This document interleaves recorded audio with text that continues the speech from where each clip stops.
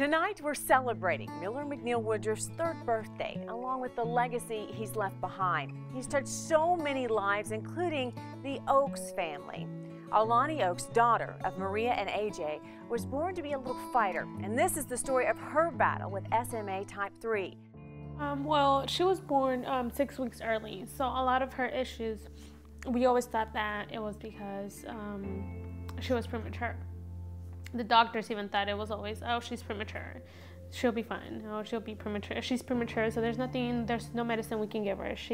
We took her to the hospital at least 10 times within 3 months. We knew something was wrong rather than it's just a premature, she's gonna grow out of it.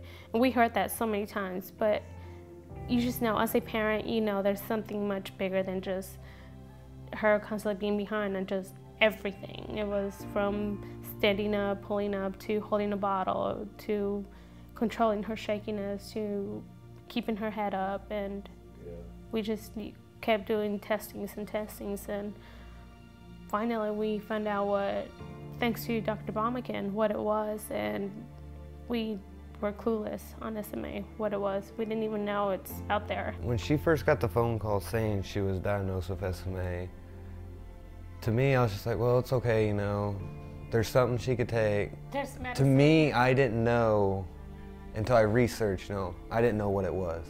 When I first heard SMA, I was like, you know, it's just a normal thing. There's something she can do, you know, she'll be fine. Until I actually researched, and that's when it hit me. Dr. Baumeken has, been really helpful.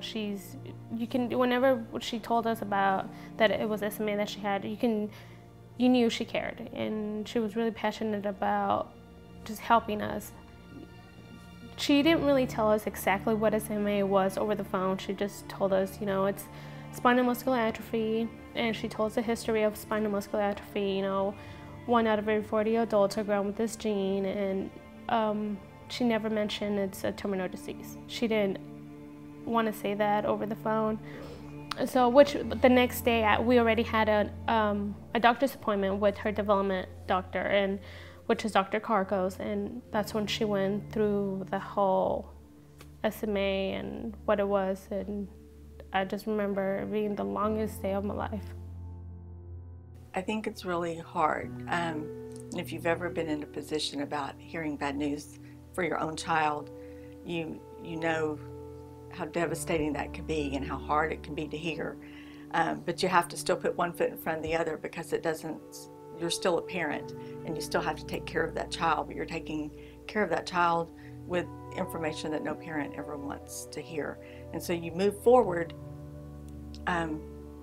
day after day, doing what you have to do as a parent, but there's always that kind of heavy burden that you have. And so some of the joy of being a parent is kind of robbed from you, and you can't get that back. We were so just hopeless. You just get stuck in that negative, you just hate everything. And it took us a few months to just be positive again. When I called Alanny's mom and talked to her on the phone, Meredith was the first name that I gave her as a resource, because many parents want to go to the internet, and there's a lot of good information there, but there's a lot of bad information also. She just said that there was a family that had just gone through that, and that she was going to contact us with them, and ever since then we've been in contact. Just to be able to link a family that's in that moment of, oh my God, I can't believe this, with someone who knows what that moment feels like, and to help them walk through that, it's been really a wonderful resource. You can't equal that in any book, on any blog site. When you get news like that, it's so easy to sink down in a hole and get depressed, and we were determined to focus on a positive somehow. Like, we knew that his life was had purpose. You know, he was here for a reason, and no matter how long it was, he had a purpose, and we were determined to help him fulfill that. So, his purpose wasn't to go to school and graduate and be a doctor or whatever, but we say he's saved more lives than any doctor that we know of because he's helping in other ways. Through his foundation, Miller has helped in so many ways, from raising awareness about SMA to donating funds to places that touch the Woodruffs' lives. Even more important, helping to find a cure. Since we were told he probably wasn't going to see his first birthday, we wanted to start a foundation, and we called it the Miller McNeil Woodruff Foundation, and this just keeps his memory alive. You know, I just knew that they were going to do something in his name, something special, because he was a special baby and they are such special people. And what they've done with the Miller McNeil Foundation is just incredible. And the way that they've supported Mamie's poppy plates and the hospitals that they are closely connected with through Miller's journey while he was here on this earth. You know, the way that they've been able to support Washington Regional, where he was born, and Children's Hospital, where he was treated, is a gift to those families who are experiencing loss in those same hospitals. Well, we are so thankful to the Miller McNeil Woodruff Foundation. Just the fact that Patrick and Meredith are good friends of ours, but also what they are doing with their foundation. They provide all the plates that go out to families from both hospitals. And Children's, we do not have a cutoff, so every child that passes away, no matter what age, is offered a plate. I think when anybody loses a child, or anybody for that matter, you try to compare the losses, but if you've never lost a child, it's really, you can't compare that to losing another family member. I can recall the day I met Patrick and Meredith and Miller, and it's one of the conversations I had with Patrick is, Patrick loves to raise money for these causes, and he's got a generous heart, and he was going on about the fundraising event that he did to support Circle. I believe that you could wear jeans to work, and what I said to him is, listen, some people live 100 years old and they'll never have the legacy that Miller has already in his short lifetime. And so his legacy does live on through our hospice home, the patient room that's provided through the fundraising events such as tonight's, and then the capital maintenance endowment gift that the Woodruffs gave to help endow the maintenance of this room. And so when families are here with their loved one, that they're in an environment that is beautiful surroundings, it's well maintained, cleaned, and everything they need. And I think it takes all those worries away from that family so they can focus their time purely on their loved one. People that may not know what hospice is, in my opinion, they receive one of the greatest gifts from the Woodruffs in that they introduced them to what hospice is and the value of hospice for someone, even someone as young as Miller. His legacy lives on.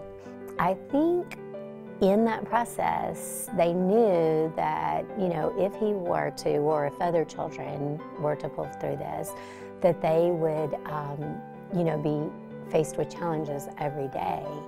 And so something that was really heartful for Patrick and Meredith is, what if a child came to this facility and wasn't able to participate in something because of physical disability? What would that look like? What would that be like if Miller wouldn't have had that opportunity? And so what they have decided, and what we have kind of felt like was a great match, is that the money that they donated will be for a wheelchair accessible piece of equipment that will get children with special needs an opportunity to be able to be in a large Walmart truck, doing the buttons, pulling. It's something that probably most of them will have never had that opportunity because the wheelchair accessibility, is expensive.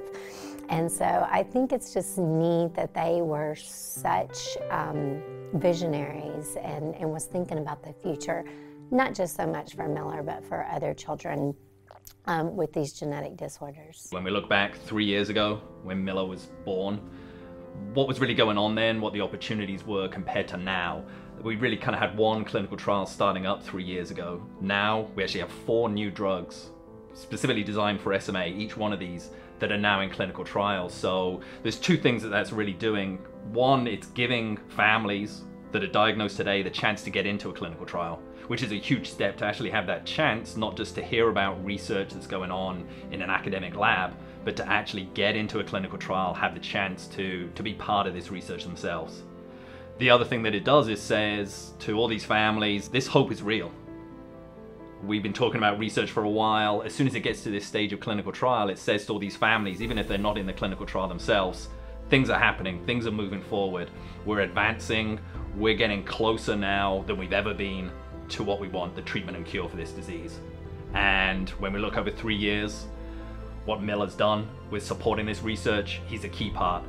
He's a key part of what we've been able to do, the advances that we've made, letting people participate and giving hope to those families. It's started to get to the point of us realizing that we are going to get a treatment out here. That we've been talking about it for quite a long time, but in these last 3 years, the things that we've seen work, move forward successfully have really said, we are going to get to a treatment and cure from this.